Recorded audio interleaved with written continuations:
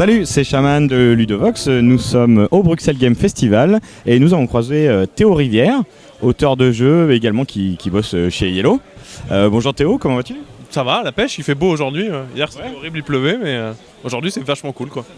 Bah, j'avoue que nous aussi on apprécie parce qu'on a enlevé les sacs poubelles des caméras, ce qui nous aide un petit peu dans notre travail. Alors on va commencer par quoi? Sur Yellow. Qu'est-ce que tu fais chez Yellow? Je suis chef de projet depuis peu. Avant j'étais aussi responsable événementiel et responsable service après-vente. Mais on a recruté quelqu'un qui fait ça à temps plein maintenant et moi je suis passé chef de projet à temps plein. Donc c'est concrètement de la gestion de projet dans le sens où on va nous proposer un proto qu'on va choisir de faire et c'est transformer le prototype en un produit vendable et qui donne envie. D'accord. Et alors la recherche de proto, c'est aussi quelque chose qui rentre dans ton escarcelle ou il y a d'autres gens qui vont les chercher, qui les amènent et toi tu es plus dans l'évaluation? On est deux chez Yellow en gestion de projet, il y a moi et il y a Ludovic Papaïs. On est à la fois sur assez peu de recherche maintenant par email, parce que c'est beaucoup de temps et assez peu de propositions vraiment valables. Donc on a quand même toujours la possibilité de nous envoyer un mail avec une vidéo de règles, on la regarde, donc ça c'est plutôt moi qui m'en occupe. Et après on fait pas mal de sourcing en salon. Donc à la fois comme on est aussi traducteur sur des salons à l'étranger ou sur des trucs comme SN, Cannes, on va regarder un peu ce qui se fait, et aussi sur le net. Et à la fois pas mal de rendez-vous avec des auteurs, et dans ce cas-là on se split en fonction des affinités et des envies de chacun. Et donc toi du coup tu vas être responsable d'un projet en particulier à terme. Tu peux nous donner des titres de jeux par exemple sur lesquels tu as travaillé? Ouais, on a à la fois une volonté où il y a toujours un chef de projet qui gère un projet pour lui, pour qu'il y ait un vrai référent et qu'on ait quelqu'un qui ait la main sur la chose. Mais on a vraiment aussi une volonté de travailler à quatre mains avec Ludo, donc quand je reçois des illustrations, je lui montre, il me donne son avis, inversement, on en discute. Parce qu'il me semble que j'ai déjà entendu Ludovic dire celui-là c'est le mien. Ah, il est plus territorial que moi, mais si on regarde, moi j'ai par exemple géré Aramini Circus à 100%. Là j'ai géré la Yardmaster Express, donc notre édition qui n'a pas encore de nom définitif, alors je peux pas le dire, mais qui j'espère sera cool. Et à l'inverse, Ludo lui a géré par exemple le reste de la gamme mini, donc Kabuki, Welcome, etc. Alors, tu es aussi auteur de jeux, parce que tu as fait Shinobi Wata, avec plein de A, je sais plus exactement combien, et tu avais un proto que tu as présenté au Off de Cannes. Je crois qu'on n'a pas de vidéo, on a juste un podcast de toi où tu nous expliques le but du jeu assez rapidement. Et donc je crois que j'ai entendu des choses sur Shinobi Wata, qui allait se passer des trucs aussi par rapport à ça, c'est ça? Shinobi, on l'a encore en tête de la possibilité de faire quelque chose. On avait parlé d'une extension avec Benoît de Purple Brain à un moment. Je sais que lui il a un planning qui est vraiment il est tout seul et il est vraiment bouclé et pas mal occupé par la gamme Comté Jeux qui marche très très fort, là où Shinobi était des ventes sympathiques mais pas démentielles on va dire. Donc forcément il passe un peu plus de temps sur la gamme Comté Jeux, mais on l'a en tête. Si à un moment on a tous les deux le temps et l'envie, on négligera pas la possibilité soit de faire une extension, soit de ressortir le jeu en version plus petit éventuellement, donc une sorte de petit stand-alone ou un truc un peu différent, mais rien n'est sûr du tout pour l'instant. Et alors le proto là, qui s'appelait initialement, on mettra des bips s'il faut, hein, des putes et de la flibuste. Putain de flibuste, ouais. Et alors là, ça donne quoi actuellement? Donc c'est signé chez Yellow, donc Ludo s'en occupe parce que comme d'habitude j'ai vraiment une volonté de pas être d'être traité comme quelqu'un d'autre chez Yellow, donc même si j'ai l'avantage d'avoir les contacts, je suis considéré comme un auteur extérieur quand on parle de projet. Donc c'est Ludo le chef de projet référent qui s'en occupe. On a trouvé un illustrateur qui est cool, je sais pas si j'ai le droit de le dire alors je le dis pas, mais je suis content, ça me fait plaisir, vraiment fort.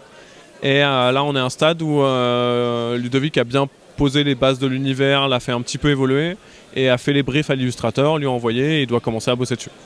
Alors, une question que certaines personnes se posent, parce qu'à la base, t'as pas fait spécialement une formation pour faire du jeu de société. Du coup, tu faisais quoi avant et comment ça t'est amené à ça, au jeu de société, au niveau pro, on va dire? Yellow, c'est mon premier boulot en fait. Avant, j'étais encore étudiant il y a 3 ans du coup. J'ai fait des études qui aboutissaient à assez peu de travail à la fin. Parce que j'ai fait une licence en littérature et culture de l'image et un master en littérature et cinéma d'études comparées. C'était trop cool, mais à la fin, à part tu deviens prof ou alors tu trouves pas de travail. Et il y a un moment de ma vie où je me suis dit ah putain merde c'est con, j'aurais bien trouvé du travail quand même et pas faire bac+8 et être à la rue.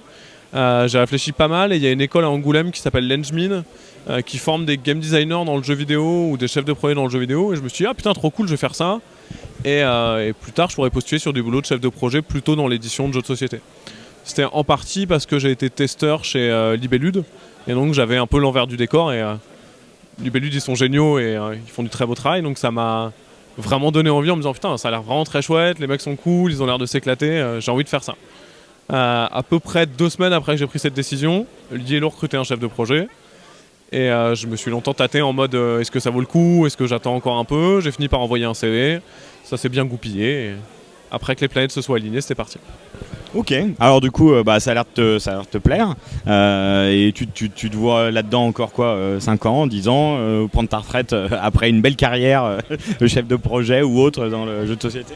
La retraite, c'est chaud. Parce que ça, mais ouais, clairement, dans le milieu, j'ai envie d'y rester le plus longtemps possible.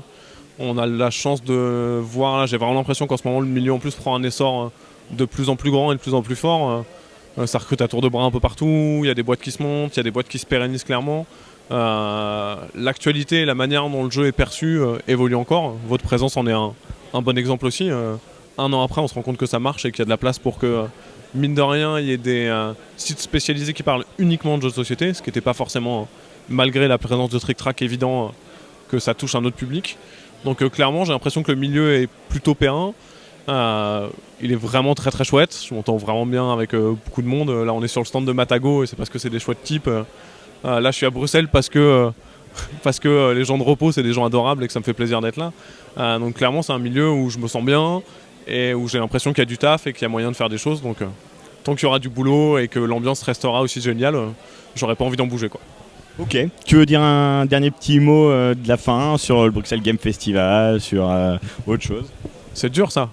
Le Bruxelles Game Festival, c'est cool. C'est un beau festival. Les gens se donnent à 100%. On sent que c'est encore le début. C'est pas un truc dont il y a encore beaucoup de communication en extérieur de la Belgique et qui buzz comme un Cannes peut buzzer ou qu'un Ludinor peut buzzer même. Mais ça vaut le coup d'y aller. Il faut y aller, c'est chouette. Et puis c'est tout. La vie est belle. Écoute, merci Théo, on réussit enfin à t'avoir pour une petite interview, pour en savoir un petit peu plus sur toi, donc on est content. Écoute, bonne continuation, et puis pour ceux qui nous regardent, à bientôt sur Ludovox.